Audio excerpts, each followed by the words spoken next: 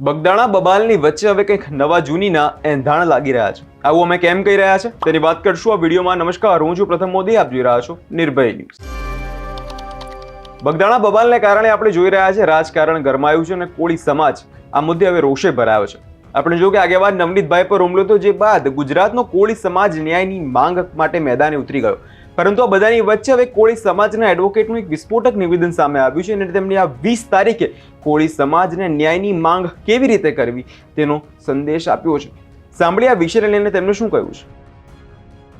નમસ્કાર મિત્રો, હું છું એડવોકેટ ચેતન બારૈયા. મિત્રો, તારીખ 15 તારીખના રોજ બગદાણા ખાતે જે આત્મવિલોપનની ઘટના બની એ ખરેખર સમાજ માટે અને પ્રશાસન માટે ખૂબ જ દુઃખદ ઘટના કહેવાય. હું આવી ઘટનાને વખોડી કાઢું છું, કારણ કે આવી ઘટનાઓ ક્યારે બનતી કે જ્યારે દેશ ઉપર વિધર્મીઓ જ્યારે આપણી ઉપર આક્રમણ કરતા, જ્યારે અંગ્રેજો આપણી ઉપર તાનાશાહી કરતા, ત્યારે આ દેશના ક્રાંતિકારીઓ આ દેશની સુરક્ષા માટે, આ દેશની અખંડતા માટે એ લોકો આત્મવિલોપન કરતા, કારણ કે સરકારને આવી ઘટનાથી ખૂબ જ અસર પડે અને સરકારને સમજાય કે આ લોકોને આપણે કેટલી ક્રૂરતા અને કેટલી આપણે એની ઉપર અત્યાચાર કરીએ છીએ. તો ખરેખર આવી ઘટનાનું હું વખોડી કાઢું છું અને એસઆઈટીની ટીમને 2 હાથ જોડીને એક વિનંતી કરું છું કે એક સોશિયલ મીડિયાના માધ્યમથી એક વિડીયો મેં જોયો હતો કે પોલીસ સ્ટેશનની બહાર કોઈ વ્યક્તિ હવે સરકારી કર્મચારી હોય કે પછી પ્રાઇવેટ વ્યક્તિ હોય એ મને પાકી માહિતી નથી, પણ મને જ્યાં સુધીની માહિતી છે એ તમને ચોક્કસ કહીશ કે એક થેલામાં 8 મોબાઈલ હોય છે અને પૈસા હોય છે. તો આ 8 આરોપીના જે મોબાઈલ એ આ લોકોના હતા કે આ પૈસા આ લોકોના હતા કે બીજા કોઈ વ્યક્તિ દ્વારા આ કેસને બોધો કરવા માટે કે પછી આ કેસને ચોટ પહોંચે એવા ઈરાદાથી ડુપ્લિકેટ મોબાઈલ આપી અને પુરાવા ઊભા કરવામાં આવે છે. તો એસઆઈટીની ટીમને મારે ખાસ કહેવાનું કે આ કેસ બાબતે કોઈ પણ જાતની બાંધછોડ કરતા નહીં. આ તમામ આરોપીઓ છે ને એના સાચા ખરા મોબાઈલ છે એની તપાસ કરવામાં આવે અને આ મોબાઈલમાં કોને ફોન કર્યો હતો, કોની સાથે વાત કરી હતી, આઉટ ગોઈંગ ઇનકમિંગ કોલ, આ તમામની સંપૂર્ણ માહિતી લેવામાં આવે અને એના બેઝ ઉપર આ લોકોની સેલ આઈડી અને IMEI મોબાઈલના નંબરથી બંને પાર્ટીના જે ટાવર લોકેશન છે તેની ટાવર લોકેશનના બેઝ ઉપર એની સંપૂર્ણ તપાસ કરવામાં આવે અને CDR અને જે ફાર્મ હાઉસ હતું કે આ કેસમાં કોઈ પણ જગ્યાએ જે ઘટના બની હતી એ તમામ CCTVના ફૂટેજના બેઝ ઉપર HDR કઢાવવામાં આવે, જેથી કરીને તમે કોળી સમાજને ન્યાય પાવી શકો છો. ટાવરના લોકેશન બેઝ ઉપરથી આ તમામ આરોપીઓ કોણ કોણ છે તેની પાકી માહિતી મળી રહે એવું મારું માનવું છે. અને આવી બહુ બધી ઘટના બની ગયેલી છે આની પહેલાં પણ કે માસ્ટર માઇન્ડ હોય ને એ આ કેસની બહાર જ હોય, એ સમગ્ર કેસને હેન્ડલિંગ કરતો હોય કે કઈ જગ્યાએ શું બની, કઈ જગ્યાએ કઈ ઘટના ક્યારે બને છે અને આ કેસમાં જો આપણા ઉપર આવી બને તો આપણે કઈ કઈ રીતે આમાં પ્યાદાઓ આપણે ઉપયોગ કરી શકીએ. માસ્ટર માઇન્ડ તો શસ્ત્રની ખેલની જેમ બહાર જ છે, આ બધા તો પ્યાદાઓ છે એવું મને લાગે છે. અને જ્યારે એસઆઈટીની ટીમની રચના કરી ત્યારે પહેલા જ દિવસે જે તે અધિકારી પાસેથી જે ચાર્જ લેવામાં આવ્યો હતો તો તેના પ્રાથમિક અહેવાલ પ્રમાણે સંપૂર્ણ માહિતી આપી દેશે.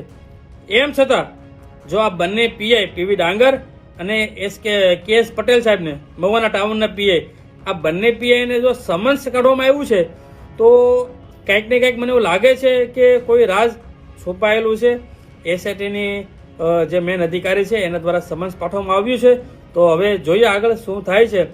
અને જો મુખ્ય આરોપી આમાં જો મળી આવે તો આ મુખ્ય આરોપી ઉપર BNSની કલમ 3/5 એમાં ઉમેરો કરવામાં આવે અને એમાં ઘણા પણ જજમેન્ટ છે. હું તમને શોર્ટમાં જે મુખ્ય જજમેન્ટ છે એની માહિતી આપું કે મહેબૂબ શાહ વર્સેસ M પરલ એન્ડોસ રિવલ કેસ. બીજો જજમેન્ટ છે મહેન્દ્ર કુમાર ઘોષ વોસઅપ King Emperor post office case અને રિશિયોડ Pandey versus of state of Uttar Pradesh. તો આવા મોસ્ટ ઓફલી જજમેન્ટ એવા છે અને આવા ઘણા પણ મોસ્ટ ઓફલી આવા કેસ જ્યારે બનતા હોય કે માસ્ટરમાઇન્ડ હોય એ અલગ જગ્યાએથી જ તે આ ગુનો પાર પાડવા માટે આખું સંકલન કરતો હોય, આખી ઘટનાનું સ્ત્રોત બનાવતો હોય ને આખી ઘટનાને પાર પાડવા માટે આખું પ્રી પ્લાનિંગ કરતા હોય. તો સરકારને મારી ખાસ અપીલ છે કે આમાં તમે પૂરેપૂરો સાથ આપે અને સહયોગ આપો અને નવનીતભાઈને અને પરિવારને ન્યાય મળી રહે એ માટે સંપૂર્ણ આપ દ્વારા મહેનત કરવામાં આવે અને સમાજમાં જે કંઈ પણ રાજકારણ થતું હોય, હું તો માનતો જ નથી રાજકારણને કે રાજકારણ સમાજમાં થતું હોય, પણ જો રાજકારણ થતું હોય તો આપણે ગેરમાર્ગે કોઈએ દોરાવવું નથી.